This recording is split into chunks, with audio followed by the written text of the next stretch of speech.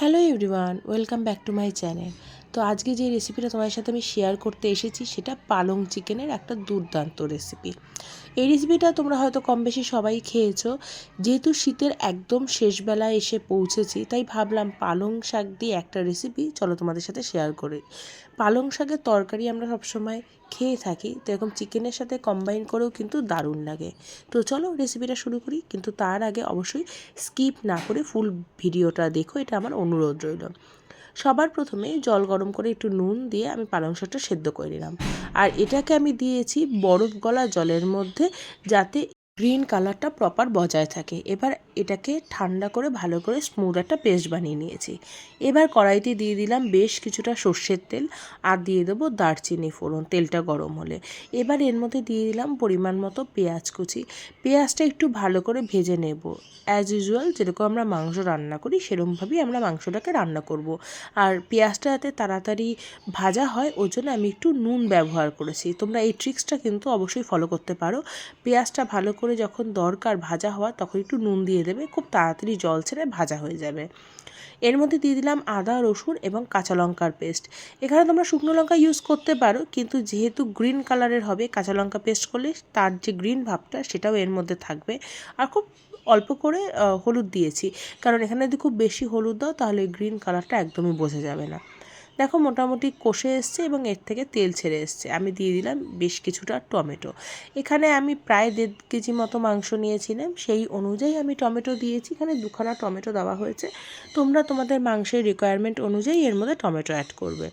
আর যদি কারোর একটু মনে হয় যে তরকারিতে একটু টক মতো পছন্দ করে তাহলে আরও বেশি টমেটো ইউজ করতে পারো। এবার টমেটো দিয়ে পুরো মশলাটা যখন কষে এর মধ্যে দিয়ে তেল ছেড়ে এসছে, এর মধ্যে দিয়ে দেবো চিকেনটা ভালো করে আমি ধুয়ে পরিষ্কার করে রেখেছি। এর মধ্যে আগে থেকে কোনো হলুদ অ্যাড করিনি, কারণ এই রান্নাতে খুব বেশি হলুদ যদি অ্যাড করো তাহলে তরকারির কালারটা একদমই গ্রিন আসবে না, দেখতেও খুব একটা ভালো লাগবে না। খেতে হয়তো ভালো লাগতে পারে, কিন্তু দেখার সৌন্দর্যও তো আমাদের ভালো দরকার। ওর জন্য আগে দেখার সৌন্দর্য আসলে তবেই মানুষের মধ্যে খাওয়ার ভক্তিটা আসে। ওর জন্য সবার ফার্স্টে দেখো আমি এটা মশলাটাকে কষিয়ে নিলাম চিকেনের সাথে। আমি পরে একটুখানি হলুদ অ্যাড করেছি, কারণ মনে হলো সাদা সাদা লাগছে। আর অবশ্যই যেহেতু চিকেন তার মধ্যে তো নুন দিতেই হবে।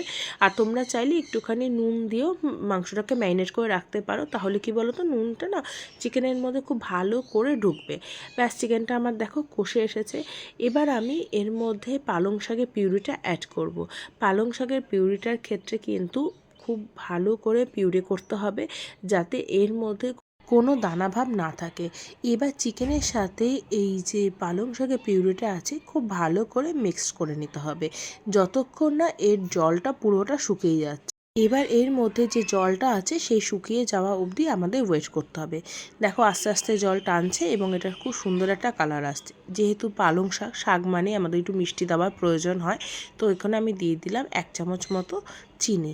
দিয়ে ভালো করে এটাকে আমি শুকিয়ে নেব যতক্ষণ না এর জলটা পুরোপুরি টেনে নিচ্ছে।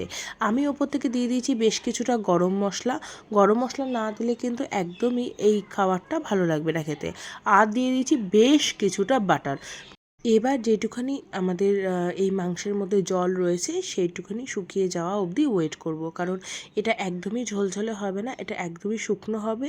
দেখো দেখতে কি ভালো লাগছে, খেতেও কিন্তু দারুণ হয়েছিল।